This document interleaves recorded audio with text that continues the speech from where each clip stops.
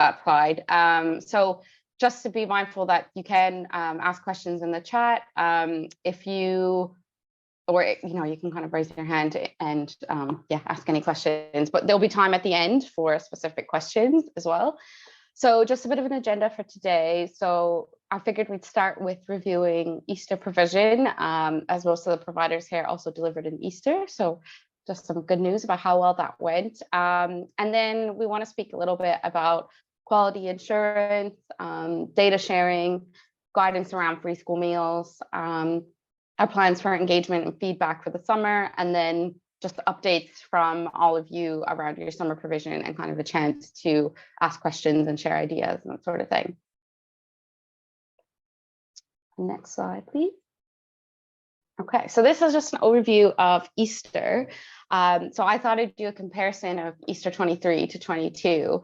So you can see that there's quite a success. This year, actually, because of the long-term funding, it was actually easier to tell how many spaces were actually funded through HAF versus organizations that kind of have core funding or use match funding to fund other places. So that's why you'll see it's total participants versus HAF funded participants. So we have kind of a better idea of what we're actually funding.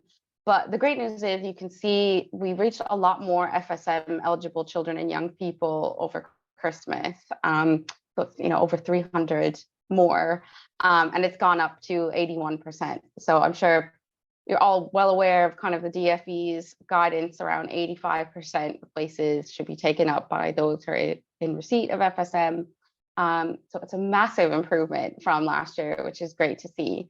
And the send percent, again, that stays quite high. And that's something that we actually check through the school census.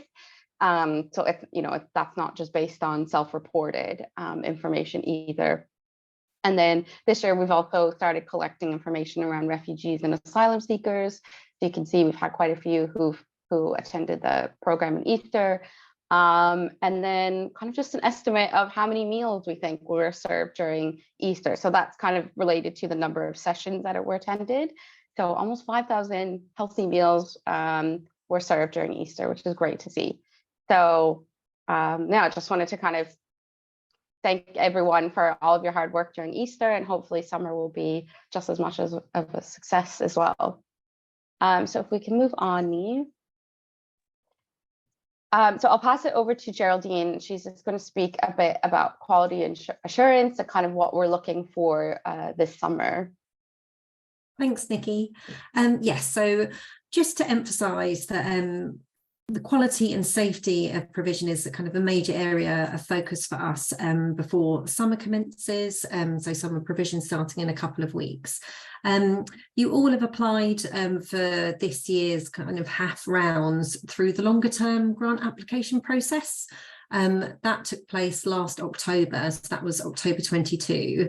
So there's obviously been quite a long gap between that grant process and, some providers who may not have delivered at Easter are just coming in now for the summer.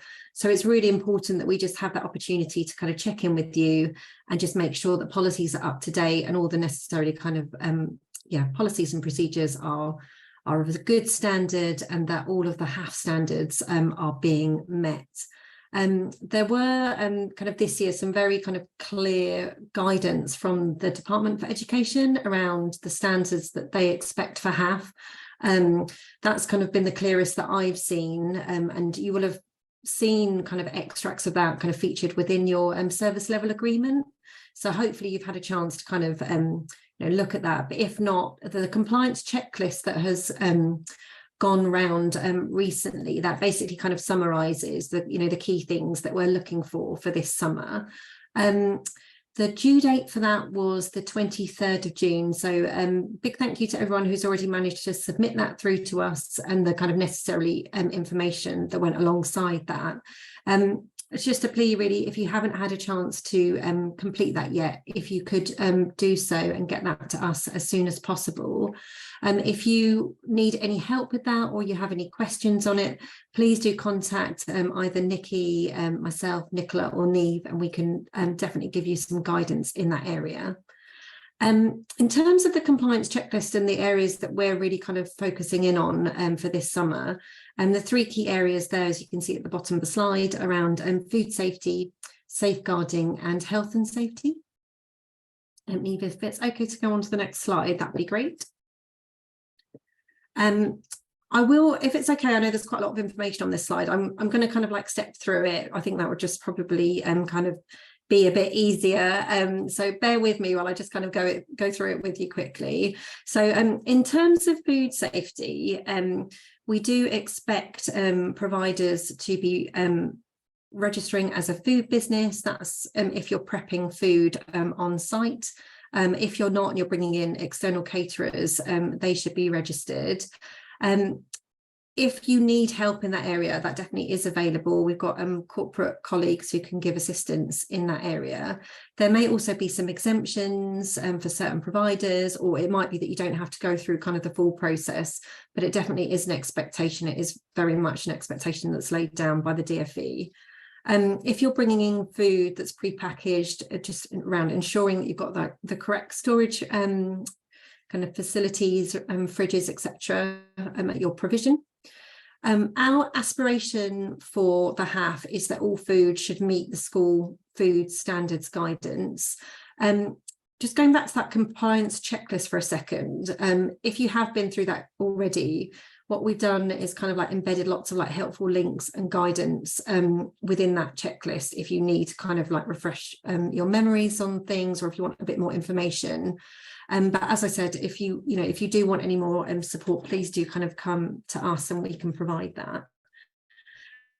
School food standards, quite kind of clear around just, ensuring, like kind of fruit and vegetable quota, reducing salt, reducing sugar, etc. As I said, that really is an aspiration for us. Just moving down there, in terms of the right kind of training and certification around food safety. So the expectation is that, that kind of minimum level that those handling and prepping food, well, those handling food would have that kind of level 1 certification, and those prepping food would have level 2 certification, ideally kind of level 3. I know Nicola has said before, if any providers are kind of struggling to access that training, there is a lot available online and quite cheaply. And I think Young, Kensington and Chelsea can also kind of give some assistance to providers in that area if it's needed. There was new, new legal standards and new laws coming in, I think in 2021 related to Natasha's law, and that's new guidance around labelling and managing allergies. Again, there's lots of guidance available on that on the .gov UK website. The last bullet point there is something that again has been I guess it's an aspiration of the DfE for this year, is that as far as possible that providers delivering HAF try to kind of destigmatise any experience for the children and young people attending, so that where possible there would be the same offer for all children attending. And I know that might mean different things to kind of different provisions, but it's really just around kind of every child having the same experience in terms of, well, food, especially at the HAF provision. So that's kind of the food safety area in a nutshell. I'm just going over now to safeguarding. So in terms of the kind of core items, which I'm sure you're all kind of very, very familiar with in terms of safeguarding, is that all staff have been trained to an appropriate level. Every member of staff has an enhanced DBS check where they've obviously got that contact with children and young people. You have a designated safeguarding lead in place, and ideally a secondary lead as well. And there's always one designated lead on site at all times when your provision's running. Your safeguarding policy and procedures are up to date and also available on your website, so parents and families can access those. And also just a quick point around subcontracting. If you are using subcontractors, it'd be great if you can let us know first. And in terms of the kind of DBS checks, the same principles apply to any staff that you're bringing in who aren't your own, whether having that face-to-face contact with children. Just lastly, kind of moving on to health and safety. again, I'm sure you all have health and safety policies in place, but just a plea to, ask you to make sure that those are up to date, accessible, that you have written risk assessments, which will kind of be different, for all of you, and depending on your different activities. Staff are aware of these policies and the assessments and are appropriately trained as necessary. And also it would be, again, it's an aspiration for us that each provision has a member of staff who is trained in terms of paediatric first aid. We have just opened up a training course in this area. I know it has now, I think it's been filled up, and Neve can update us on that later.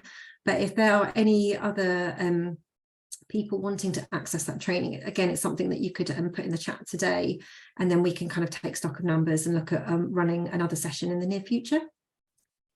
Thanks, Neve. So one area for us that we will be working with you on this year, we decided not to include it in the compliance checklist because we didn't want to kind of overload you with any more requirements. But again, I'm sure, as you're all aware, we have many kind of legal requirements kind of governing us, and as do you, around GDPR. And the approach that the Borough takes is for our providers to complete, it's a very kind of short like form for us. It's called third-party information assurance form or information security questionnaire. Basically, in order to kind of be able to I guess effectively kind of pass that, the main requirement really is to have a data protection policy in place, which many of you might have already.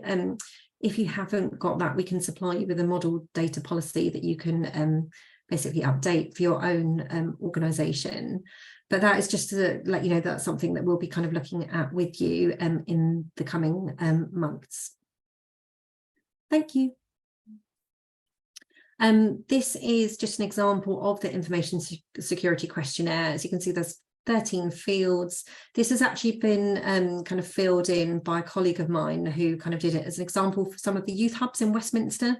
We've just included it here by way of example, but it's just to show you the types of things that are being asked for, the evidence requirements, and then also just to kind of re-emphasize that most of the ways of kind of being able to match those evidence requirements are by having that data policy in place. Thanks, Neve. Okay. Thanks, Geraldine. So this is just a bit about the training offers. So we've already run a few training sessions already for providers. So I think one was writing your own safeguarding policy. There was a level 2 safeguarding. So these are the two that are remaining. But as Geraldine said, the pediatric first aid is fully booked. But it would be great to know if there are more people interested, so we can try and plan another one in the future. And then you do have access to the LSCP. So that's the Local Safeguarding Children Partnership. So if you are a VCS organization, you can access a lot of these offers for free. So we've just listed some of the different trainings that are on offer. So there's the level 3 safeguarding, level 1, and then in November, there's a safer recruitment training. I know it's quite a long ways away, but it's something I think that it's helpful for all providers to have, especially where you're working with vulnerable children and young people. So making sure that you are having that safer recruitment training. Neve, I'm not sure if there's anything else you wanted to add here around the training offer. Yeah, just wanted to jump in on this quickly. So the safeguarding training, as we know, is really sought after, as is pediatric first aid. Unfortunately, that one went really quickly, so we don't have any more spaces available to this, as it's like a 6-week online course and then one in person. But as Geraldine and Nikki have said, we're hoping to run this again shortly. That might be a bit ambitious, but it will be run again definitely, because we're very aware of the need.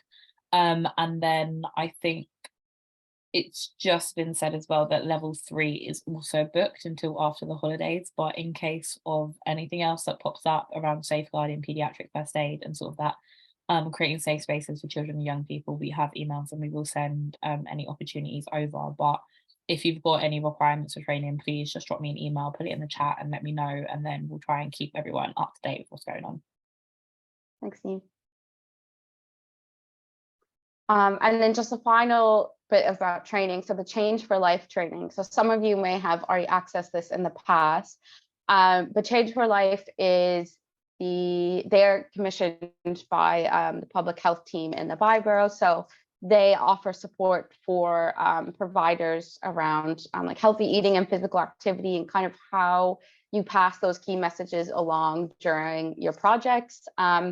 So they're running a live online training specifically for HAF providers for this summer, and that's next Tuesday from 5:30 to 7:30. So I think this is something for your staff and volunteers who are working directly with the children and young people this summer. If you can encourage them to sign up, I know they've mentioned that the numbers are quite low. So it would be great if we can get some more signups this week, and participants will actually receive a certificate for attending. So that's always great to, if they need any continuing education, CPD, that sort of thing. There are some pre-recorded webinars. So there's one about sugar smart choices, and then there's another one about food provision in the community, which I will send the links around as well. But the one we're kind of prioritizing is the key messages for healthy eating and physical activity. And in the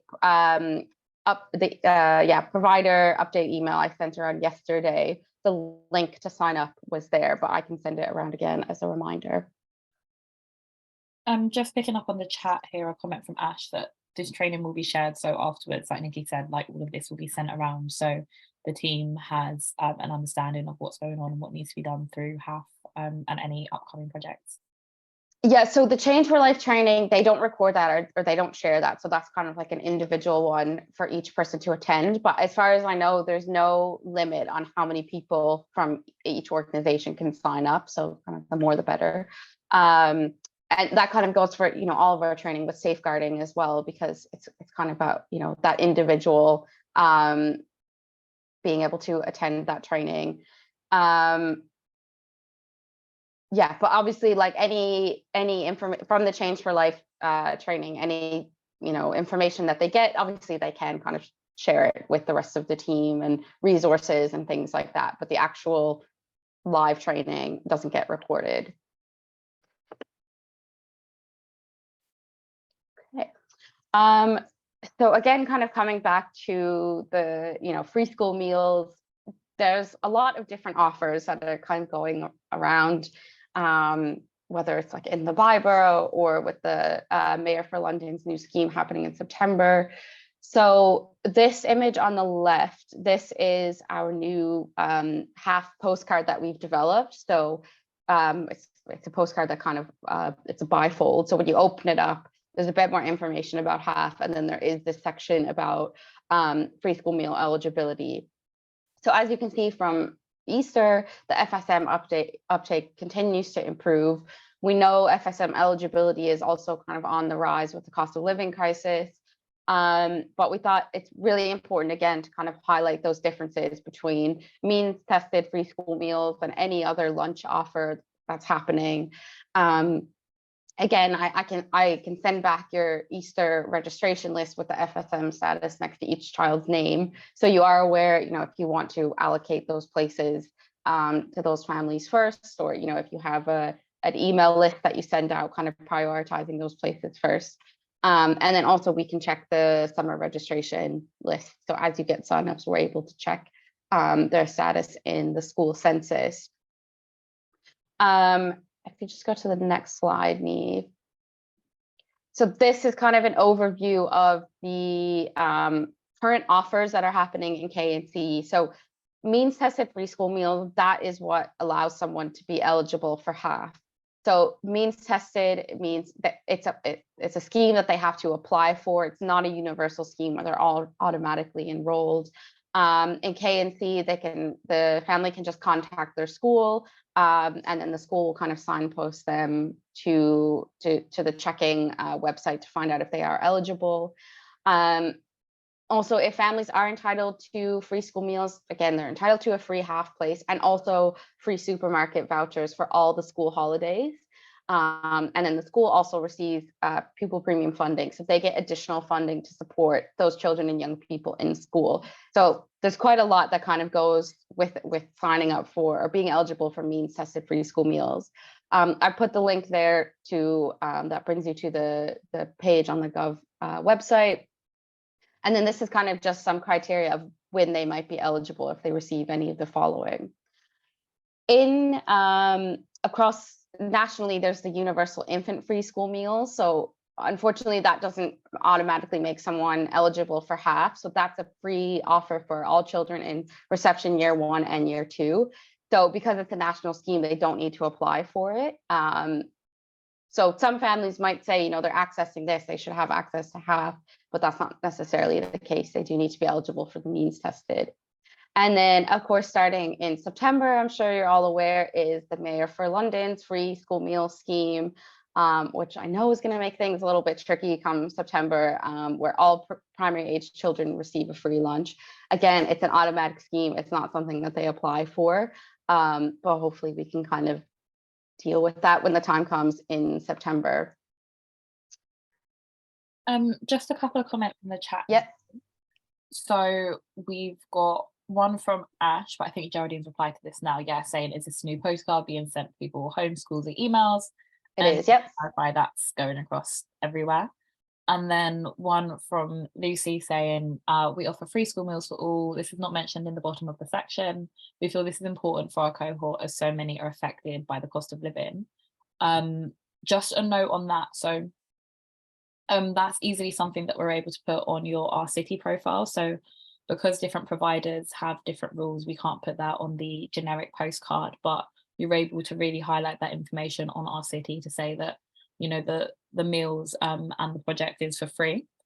And then the next question is, how is this information cross-referenced if they don't need to apply for it? But I'll let you take that, Nikki. So yeah, so anyone who's eligible for the national schemes, these universal schemes, we don't have any information around that. But for the means tested free school meals, our business analyst has all of that information from the school census. So that's normally what we do after each holiday period anyway, is we look up the child's name and we can see if they are in receipt of free school meals. So that's how it's checked. But I think where it gets tricky is that, you know, for the universal infant free school meal scheme, even if parents are eligible for means tested, they don't always apply because they're already getting this national scheme, and it's just a bit easier to do that. But yeah, if you're working with those parents and you know that they could be eligible for means tested, encourage them to apply, because they get so much more once we kind of have record of them being eligible. Like I said, they get those supermarket vouchers for all the school holidays, half term included. Their school gets additional funding. So there's a lot more that goes with it than just that free lunch offer or being entitled to a HAF place as well. Okay, I think Geraldine, I'll hand it over to you for the section. Thank you. Just to say that this summer as well, we're looking to really collect some really kind of helpful feedback from families and children and young people. We can support you with this alongside Young K&C. What we have done for Westminster over May is to actually kind of trial a survey. The link is there. I think if you kind of click on that when you get the slides, or we can send it to you, you'll be able to kind of still see that. I'll just double check that it is still live.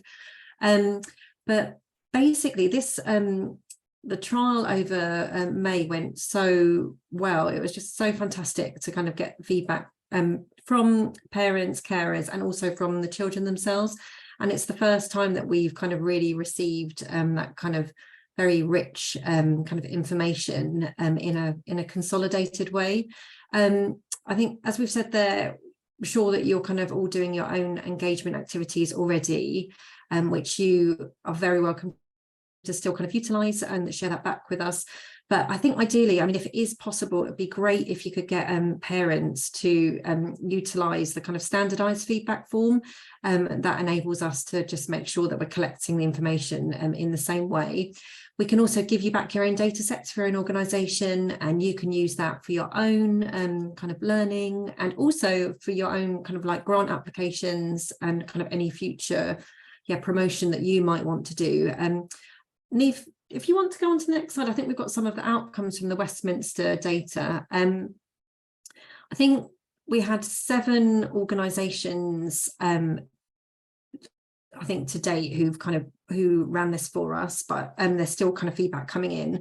But even just across those 7 organisations, we had about 120 respondents, which was a really good kind of sample size. And some of the kind of key feedback here is, this is, you know, the question to parents and carers: how has the programme made a difference to you and your family? That kind of top question, well, the top kind of point there, a really high percentage of families saying they've been less worried about activities for their children during the holiday. Fantastic response around kind of children taking part in more physical activities, just going down to that kind of third one there, and quite a, you know, high proportion, nearly half, or maybe just slightly under half, saying that they're aware of new opportunities and services for their children. And that, you know, just kind of around a third, or maybe just over, have been less worried about food and money over the holidays, which is really kind of helpful, you know, very positive feedback about the amazing kind of provision that's, that you're all delivering. Should we go on to the next slide, please? This is just to show you an example of the questions that were focused for children, and I think the way the form was created was to actually kind of ask you know, parents to ask their children what they thought, and then they would complete it on their behalf if they weren't able to, or perhaps if they're a bit older, they would be able to kind of complete that themselves. And as you, I mean, the feedback here is just phenomenal. I think the sample size here was around 110, so most of the kind of out of the total number of respondents, most of the children kind of responded on this question, children and young people. And, you know, those kind of green lines there, the answer is kind of yes to all of those fields, which is just, it's just brilliant. You know, it's taught me something new, helped me to make friends, made me feel safe, made me feel more confident, and has helped me to be more active. So it's just really powerful information about the kind of really positive impacts of the programme. Thanks, Niamh. And yeah, this was, you know, as you can see there, an amazing response. Again, 109 responses. Would you go back to the programme? Yes, which is just brilliant. So yeah, just to say, it would be great to kind of get your help in terms of promoting that. I think the providers who delivered on the Westminster side, who trialled that for us, they just had the QR codes kind of maybe stuck somewhere kind of visible within their provision, or the kind of survey link was emailed out to out to parents and families at the end of provision. So it'll be really fantastic if you could you know, assist us with kind of getting that out, or getting the QR codes up, so as families kind of leave, and you could just hopefully kind of remind them to just scan that in and just quickly respond. I think the response time was, I can't remember, can you remember, Nikki? It was really, it's not a long survey, so it shouldn't take more than 7 minutes, I think, was the average time.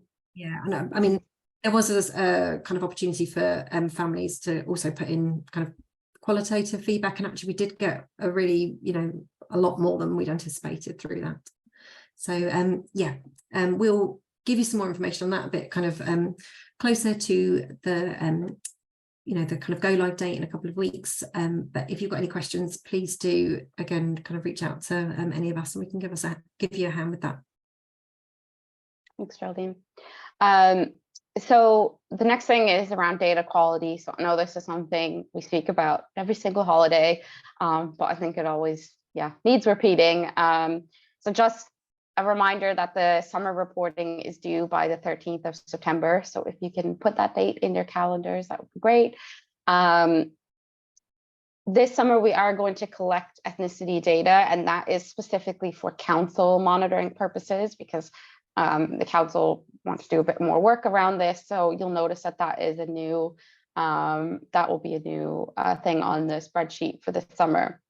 again, just kind of the data quality being really important. So double check the spellings of the names, you know, have you used their middle name instead of their last name, all that sort of thing. The date of birth, making sure that it's in the UK format, not the US format.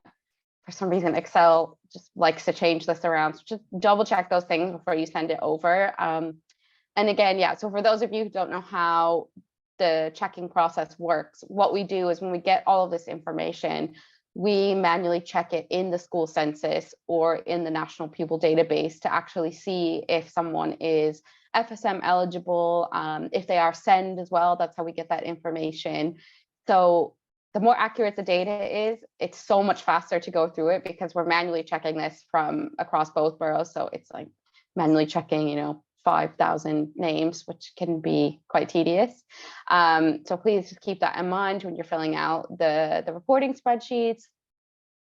Also, the number of sessions. So I know sometimes this confuses people, but 1 half session is kind of considered a half day. So it's a minimum of 4 hours where the meal is served. So it's not considered, you know, you did an activity for 2 hours and then you did a different activity. Those aren't considered sessions. It's 1 session is what someone would sign up for, because we do have some providers that run 2 separate sessions each day. You know, in the morning, they'll have a session for younger kids. And then in the afternoon, there'll be something for the older group. So that's when it's considered 2 sessions a day. And I have to actually report this information back to the DfE because they like to see attendance as well. So please just be mindful of that's what that means when we ask for number of sessions. It's not actually the different activities that you've run throughout the day.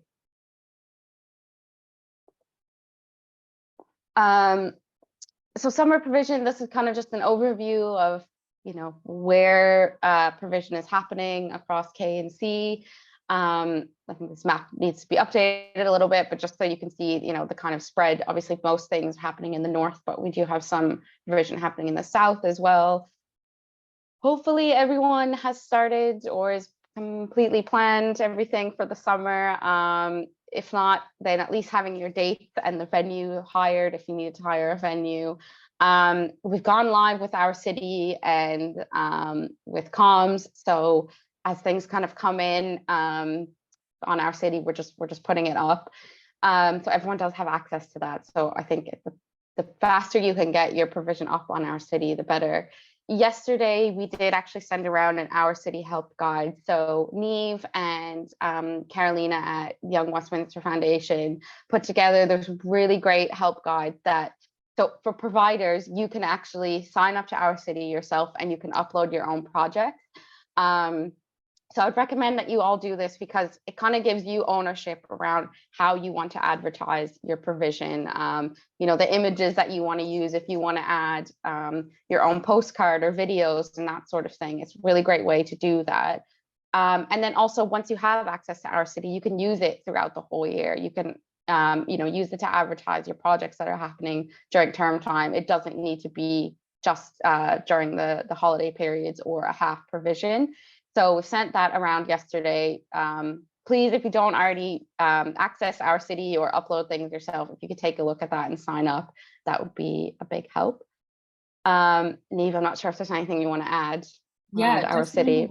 Just kind of to go off of that, it's really, really important that you do use Our City because it's a really valued resource, particularly around HAF, as it does go straight to the schools. So you're reaching people outside of your normal network that really need the support and are looking for that targeted level. For example, last summer, I think we had around 2,500 users visit the site over the 6 weeks. So we've seen a really big uptake and we're really seeing that pull through to the bookings that go through to the organizations like yourself. So I can't really stress it enough how much you need to upload because you're going to reach so many young people. And like Nikki said, you've got that autonomy of what you're going to upload and information that you want shared and how to reach young people. I do need to double check, but I also think it's part of your grant condition that we are able to upload this onto Our City. So just for your own logistics and your resources, please make sure you're able to get that up there. And if you need any support with it at all, drop myself or Carolina or Nikki an email and we'll be able to give you a hand. At the moment, we are still missing quite a few uploads from both Westminster and K&C. So if you've got a plan of what's going to happen, please upload it. At the very least, we just kind of need a name, a picture, dates, times, and locations. And then the actual sort of day-to-day running of the program is completely up to you and the flexibility to update if and when you can. But that information is really important in reaching parents and young people. So if you've got any RCA questions, like just drop me an email and I'll give you a hand whenever we can. Thanks, Niamh. And just to say, I know there are some providers that work with specific cohorts, so they, need a referral through a social worker and that sort of thing. So those circumstances are a little bit different. But if you can just notify us of that, so just so we can have it on record. But for the most part, if you're just trying to engage the general public, yeah, our city is the way to go with that. Niamh, if you can go to the next slide, please. So this is our updated HAF postcard. So this is the outside of the postcard. For those of you who've seen it in the past, we kind of kept with the same theme. But what we've decided to do is, moving forward, this is just a static postcard. So we're not going to change it for each holiday. It makes it really hard with distribution and having old versions laying around and that sort of thing. So this is kind of what we're going with moving forward. And what I showed a few slides back was the inside of it, so explaining what HAF was, how to be eligible for free school meals, that sort of thing. For the youth, I think the youth hubs, you should have received copies of this, but it's gone out to all the schools. We only send enough for families that are registered or eligible for free school meals. So this doesn't go out to every single person in the school. So it goes out with a letter and the schools distribute it to those specific families. We've sent them to food banks, community centers, citizens advice bureaus, so kind of anywhere where we think those organizations are working with vulnerable families that could be eligible for HAF. If you want copies of this, we're more than happy to send you copies. So if you have your own venue that you always work from, you want us to send some copies to your office, I'm happy to do that. And then there are some posters as well. So I think I sent around the digital poster yesterday. I can, if you wanted to print off a copy, we have social media assets, we have digital banners. So if you have a digital notice board anywhere and you want to put it up. So yeah, if you want access to any of that stuff, please let me know. But just letting you know that, schools, housing estates, community centers, they already have all of this. And this is kind of the material that they're using to advertise our city and encourage families to sign up. I'm just looking at Henry's. Does this go out to all those in year 1 and 2? Yeah, so it goes out to any child who is in receipt of free school meals. It goes out. So we have those numbers like for each school, and then we send it to the school and then they distribute to those specific families. But if you do want some copies, then just let me know and we can send some copies of posters and the printed postcards to you as well. So that's kind of everything from us. Now it's kind of over to you. If we wanted to hear about how summer planning is going, if you're having, if you want us to kind of connect you with different organizations. I know before Easter, we had that conversation around providers who already had a wait list, and then those were struggling to find signups and kind of signposting each other to your provision. If you have any food partnerships with like Take and Make and Tesco, things like that you want to share. So I'll kind of just open it up, but I can see Ali has her hand raised if you'd like to go ahead. Hi, yeah. I'm just curious about when we will find out our budget. It's making it quite difficult to be able to plan if we don't know how much money. So you would have been given your budget back in March. So I sent through an email to everyone in March of what your budget was for the year. And then in your grant funding agreement that you signed, your budget for each holiday period would have been in that. So there's a table showing your allocation for each holiday period. I will have a look at that. I don't see along those lines. Perhaps it went to someone else. Okay, yeah, if someone else signed the grant funding agreement, that could be the reason why. Yeah, Yeah. Okay, yeah, so that's the reason why. But the grant funding agreements that I sent around in March, I think beginning of March it was, that has the overview of everything that you've been allocated for the year. Could you resend it to me, because the person who signed it is actually off at the moment?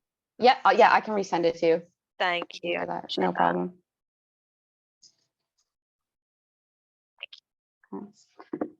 Any other questions? Anything anyone is kind of struggling with in terms of planning or trying to sort out?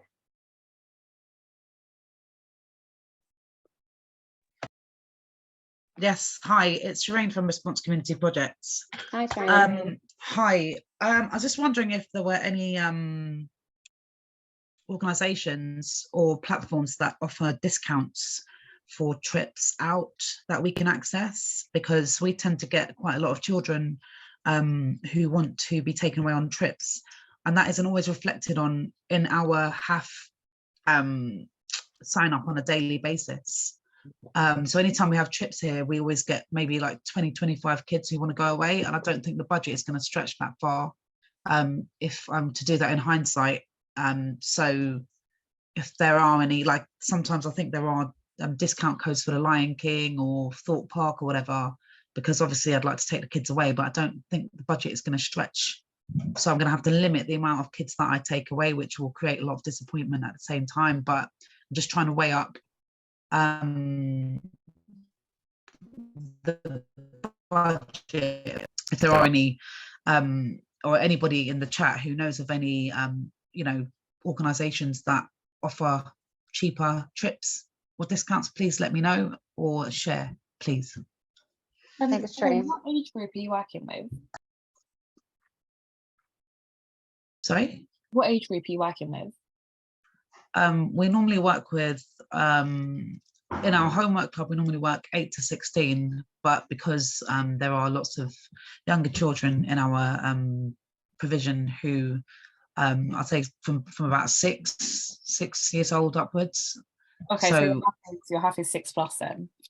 Well, they'll be coming to the daily stuff because obviously they need food, and some of them are in hotels, yeah, etc., etc. But in terms of the trips, I might have to limit the amount of, you know, spaces, which is what some organizations do anyway. But for me, I just don't think when I've done the calculations on costs of trips to Thorpe Park and, you know, organizations like that, or places like that, it's quite expensive to get in. Yeah.